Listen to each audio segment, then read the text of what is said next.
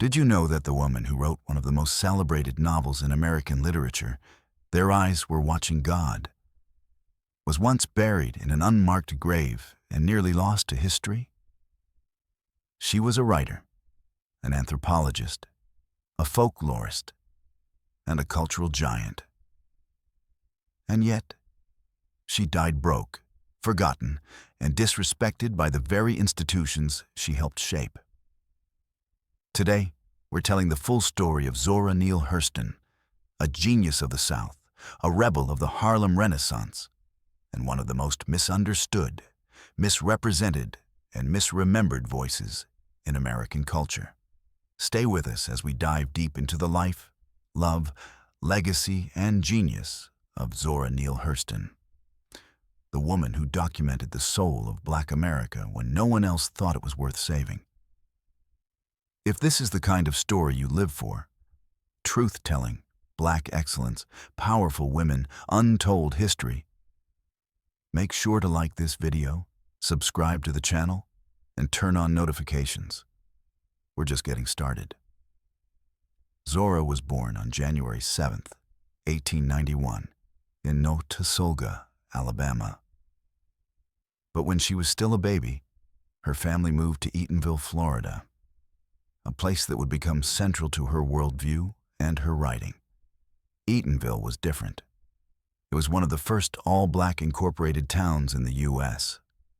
Here, Black people ran the city, owned businesses, and made decisions. Eatonville gave Zora something powerful, a vision of Black life outside of oppression. She saw dignity, joy, and community, and she never let go of that image. Zora's father was a preacher and carpenter.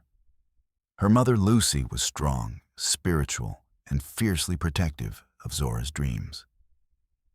She told her daughter, "Jump at the sun. You might not land on the sun, but at least you'll get off the ground."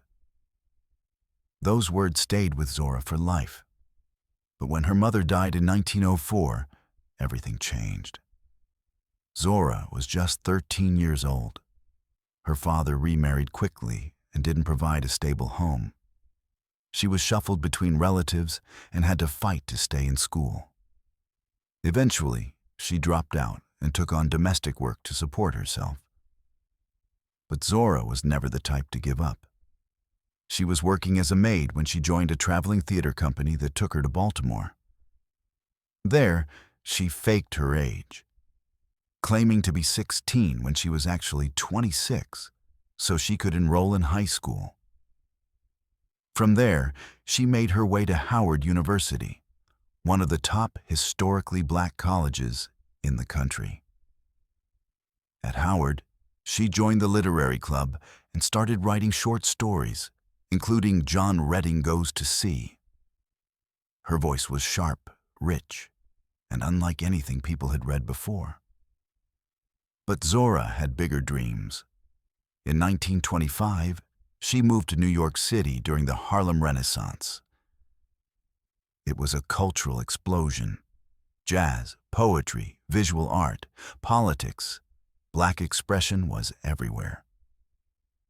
Zora arrived in Harlem with just $1.50 in her pocket and a suitcase full of ambition. She quickly became part of the Harlem literary elite. She met Langston Hughes, Wallace Thurman, and Alain Locke. They were the cool crowd, the thinkers and writers redefining what it meant to be Black in America. Zora stood out, not just for her talent, but for her personality. She was electric.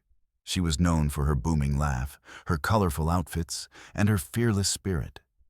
She wasn't interested in writing about Black people as only victims. She wanted to write about Black life in full color. Its folklore, its humor, its music, its everyday beauty. At the same time, she was studying anthropology at Barnard College under Franz Boas, who was considered the father of American anthropology. Zora became his star student. Boas sent her into the South to document Black folklore, spirituals, hoodoo practices, and oral traditions. Zora was uniquely suited for this. She spoke the dialects. She had grown up inside the culture. She wasn't an outsider peering in. She was part of the world she studied. In her notebooks, she captured everything: songs, sermons, children's games, root work, and spiritual beliefs that had never been written down before. She was preserving Black cultural memory at a time when white scholars dismissed it as meaningless. Zora turned her research into books like Mules and Men and Tell My Horse. These weren't dry academic texts. They were vivid, immersive journeys into the cultural heart of the Black South and the Caribbean. But Zora's biggest breakthrough came in 1937, when she published her most famous novel, Their Eyes Were Watching God. It told the story of Janie Crawford, a Black woman in search of her own voice and independence. Janie defied societal expectations. She challenged her husbands. She dared to love. She dared to dream. The book was revolutionary, not just in content, but in form. Zora wrote much of it in Black Southern dialect. At the time, this was seen as controversial. Critics said she was pandering to white audiences or setting the race back. Many Black male intellectuals, including Richard Wright, dismissed the book. He called it a minstrel show. He didn't get it.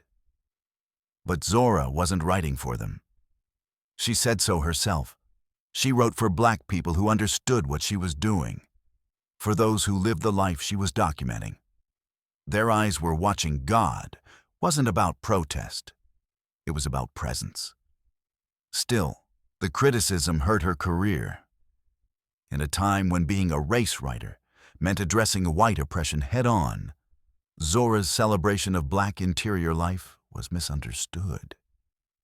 She kept writing, publishing Moses, Man of the Mountain, and Dust Tracks on a Road, her autobiography. But her books didn't sell well. She struggled financially and took jobs as a librarian, a substitute teacher, and even a maid. In 1948, her reputation took another hit when she was falsely accused of a crime and publicly shamed, even though the charges were dropped. The damage was done. Zora moved back to Florida, where she lived in near anonymity. She wrote for local papers, worked at a library, and tried to survive. In 1960, she died of heart failure in a county welfare home with just a few dollars to her name. She was buried in an unmarked grave in Fort Pierce, Florida. But the story doesn't end there. In 1973, author Alice Walker went searching for Zora's final resting place. She found the overgrown cemetery, located what she believed was the right plot, and placed a gravestone herself. It read, Zora Neale Hurston, a genius of the South. That act helped revive Zora's legacy. Since then, Zora has been celebrated in documentaries, academic studies, plays, festivals, and classrooms around the world. Her influence is massive. Writers like Maya Angelou, Toni Morrison, Alice Walker, and Chimamanda Ngozi Adichie have cited her as an influence. She is now recognized as one of the foundational voices in Black literature and American letters. Her name is spoken alongside Faulkner, Hemingway, and Fitzgerald. But she brought a flavor, rhythm, and brilliance they never could. She was also one of the original Black feminists, though she never used that word. She believed in Black women speaking for themselves, living for themselves, loving on their own terms. She rejected the idea that Black women had to shrink themselves to survive. She lived boldly. She spoke loudly. She defied expectations. Zora Neale Hurston didn't just document Black culture. She helped define it. Though she never owned a mansion or became a millionaire, her words now live in the libraries, universities, and hearts across the globe. Her estate and reprinted works have generated significant revenue posthumously. Her literary worth now exceeds millions, something she never got to see. But perhaps that's part of her legacy, too. That truth, greatness, and genius aren't always recognized in their time. Sometimes they have to be dug out of the dirt, like a forgotten grave, and honored by the people who know what real treasure looks like. If this story moved you, share it. Zora's voice was once silenced. We can make sure it never happens again. Like this video, subscribe for more deep dives, and join the movement to tell the stories they didn't want you to hear. Zora Neale Hurston jumped at the sun, and even though she didn't land on it, she lit a fire in the world that still burns today. We are all living in her light.